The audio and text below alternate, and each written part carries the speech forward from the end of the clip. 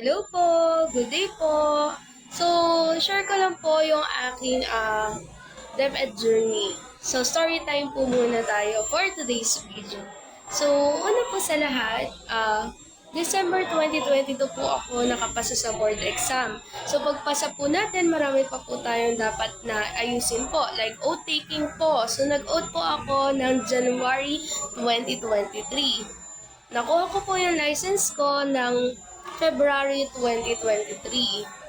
So, from the moment po na nakuha ko po yung aking license po, ay isa-isa ko na po na i-comply po yung mga requirements po na kinakailangan sa pag-a-apply sa DepEd. So, talaga po na pinaghandaan ko po talaga yung journey po na pag-a-apply po sa DepEd. So, ang una ko pong kinuha po is yung mga requirements po sa PRC. Alam naman po natin na ini-schedule po yung mga requirements po sa PRC. So, ang ginawa ko po ay kumuha na po ako ng schedule po para sa certificate po and authentication po ng PRC license and ng let rating po. Pangalawa po na ginawa ko ay nag-secure na po ako ng authenticated copy po ng aking TOR po, ng aking diploma, and then sinama ko na rin po yung GWA, and then at the same time po ay nagpa-CAV na po ako. Certificate of Authentication and Verification po sa school. So yun po yung sinunod ko po na gawin.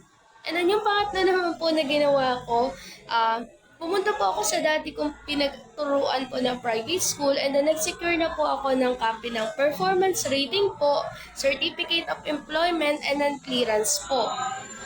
So, nagpa-authenticate na din po ako ng mga copy po ng mga documents po na yon.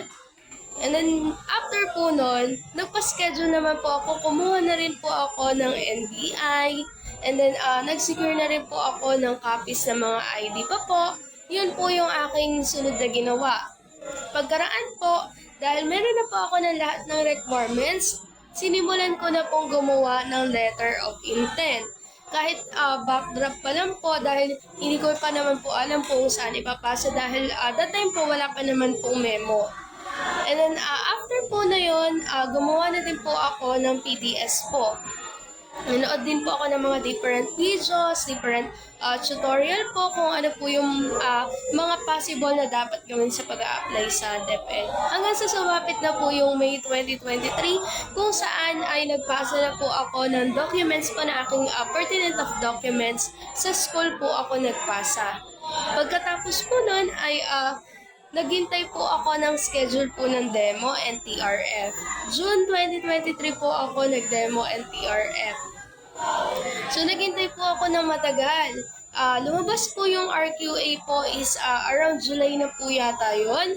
And then, August po ako tinawagan sa DepEd. Yun nga lang po, sa kasamaang palad po ay hindi po ako agad nakapasok dahil nagkaroon po ng election ban, and then nagpalit pa po ng signatory dun po sa DepEd, sa Division's Office po. And then, natagalan po ako, and then at the same time yung item ko po ay galing po sa teacher po na na-promote. So, hinintay pa po na mabakante po. Kaya medyo natagalan po ako. Pero gaan naman nga po katagal ay mapalad na din po dahil nitong February 2024 po, sa tagal ng paghihintay ay finally nandito na po ako sa school. Finally po ay part na din po ako ng DepEd as a permanent teacher 1.